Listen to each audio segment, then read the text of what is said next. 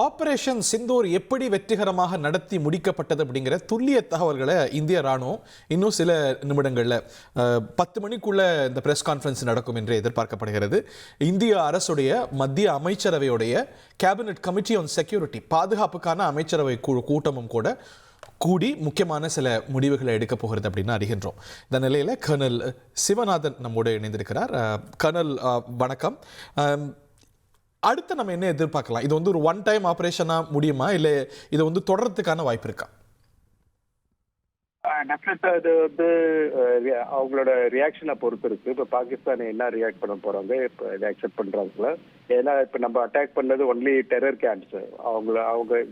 அவங்க டிசோன் பண்ணியிருக்காங்க already. Pakistan army, Pakistan government சொல்லியிருக்காங்க இவங்கெல்லாம் நான் ஸ்டேட் ஆக்டர்ஸ், எங்களுக்கும் இவங்களுக்கு சம்பந்தம் இல்லைன்னு சொல்லியிருக்கிறாங்க. நாங்க அவங்களதான் டார்கெட், நம்ம ஆர்மியோ நம்ம இல்ல, அது ஒரு முக்கியமான அட்மிஷன்ல நான் ஸ்டேட் ஆக்டர்ஸ் தாக்குதல் பண்ணிருக்காங்க அப்படின்னா அவங்க இதை மேலும் ரொம்ப பெருசாக்க மாட்டாங்க அப்படிங்கிறதுக்கான ஒரு சிக்னலா பாக்குறதா? அப்படிதான் நம்ம நினைக்கிறோம். ஆனா அவங்க எப்படி ரியாக்ட் பண்ண போறாங்க நம்ம உறுதியா சொல்ல முடியாது. ஆனா அவங்க ஆல்ரெடி ஸ்டேட்மெண்ட் கொடுத்துருக்காங்க, இது against the international agreement, so we have the right to retaliate அப்படி ஒரு ஸ்டேட்மெண்ட் கொடுத்துருக்காங்க. ரிட்டாலியேட் பண்ணுவாங்க, அது எங்க பண்ணுவாங்க, எப்ப பண்ணுவாங்க, எப்படி பண்ணுவாங்க நம்ம இப்போ இது ப்ரெடிக்ட் பண்ண முடியாது. நம்ம ரெடியா இருக்கணும், நம்ம தயாரா இருக்கணும். நம்ம நாட் ஒன்லி பார்டர் ஏரியா மட்டும் செக்யூரிட்டி விஜிலன்ஸ் இல்லை, நம்ம உள்ள கூட சிட்டிஸ்ல கூட எங்க இருந்தாலும் நம்ம கொஞ்சம் விஜிலண்டா இருக்கணும். அது எப்படிப்பட்ட ஸ்ட்ரைக்கா இருக்கலாம், அவங்க டெரரிஸ்ட் நல்லா ஆக்டிவேட் பண்ணலாம், ஸ்லீப்பர் ஏஜென்ட்ஸ் ஆக்டிவேட் பண்ணலாம். ஸோ நம்ம ப்ரிப்பேர்டா இருக்கணும் எந்த ரியாக்ஷனுக்கு. ஸோ ஒரு ஹை அலர்ட்ல வெறும் எல்லை பகுதிகள் மட்டும் இல்ல, தேசம் முழுக்க இருக்கணும் அப்படிங்கிறீங்க. இந்த செக்யூரிட்டி ட்ரில் இன்னைக்கு சொல்லியிருக்கிறாங்கல்ல, இதற்கும் இதுவும் டைமிங் இஸ் வெரி கன்ஸ்பிக்யூவஸ். இது ரெண்டுத்துக்குமான தொடர்பை நம்ம எப்படி புரிந்துக்க? அதுதாங்க ஒரு பிளானிங், நல்ல பிளானிங் பண்ணி தான் பண்ணிருக்காங்க. ஏன்னா மாக் ட்ரில் சொன்னோன்னே எல்லாம் போலி பயிற்சி, மாக் ட்ரில் பண்ணிட்டு அதுக்கப்புறம் தான் நம்ம ரெடி ஆகும், அதுக்கப்புறம் தான் அட்டாக் ஆகும்னு எல்லாருமே நினைச்சிட்டு இருந்தோம். அதே மாதிரி பாகிஸ்தான் கூட நினைச்சிருப்பாங்க இது மாதிரி இவங்க மாக் ட்ரில் தான் பண்றாங்க, ட்ரைனிங் எக்ஸசைஸ் தான், இப்போ ஒன்றும் அட்டாக் பண்ண மாட்டாங்க. பட் டைமிங்கை பார்த்தீங்கன்னா கரெக்டாக மாக் ட்ரில் ஸ்டார்ட் ஆகிறதுக்கு முன்னாடி இவங்க ஸ்ட்ரைக் பண்ணியிருக்காங்க. So beautiful surprise achieved. And இப்போ மாக் ட்ரில் எசென்ஷியல், அதான் அப்படிதான் இப்போ பப்ளிக் எல்லாம் அவேர்னஸ் கிரியேட் இப்படிதான் ஆகும்.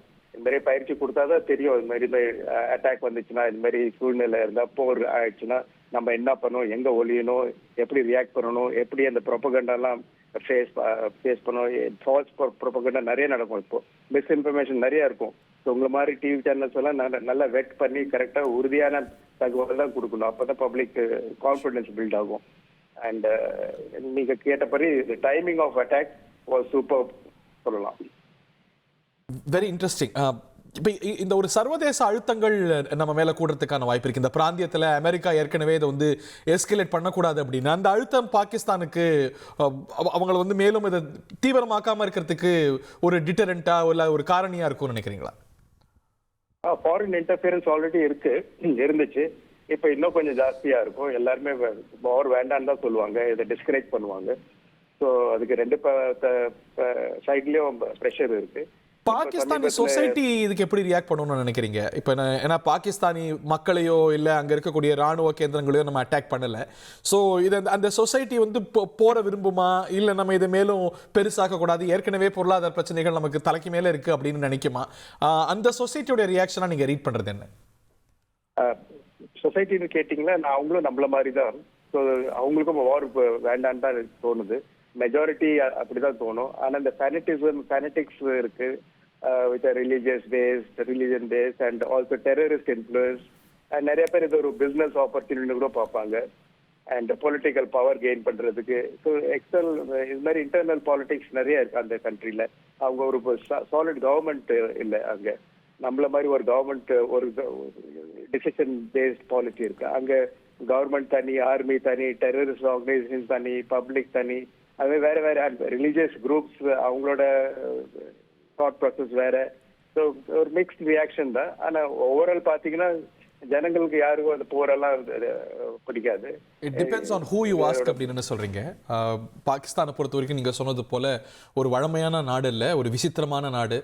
நம்மை போன்ற நாடுகளில் நீங்க அரசியலுக்கு வரணும்னா அரசியல் கட்சியில சேரலாம், அங்க அரசியலுக்கு வரணும் அப்படின்னா ராணுவத்தில் சேரணும். அந்த மாதிரி ஒரு விசித்திரமான அமைப்பு. செய்திகளை உடனுக்குடன் தெரிந்து கொள்ள உடனே சப்ஸ்கிரைப் பண்ணுங்க.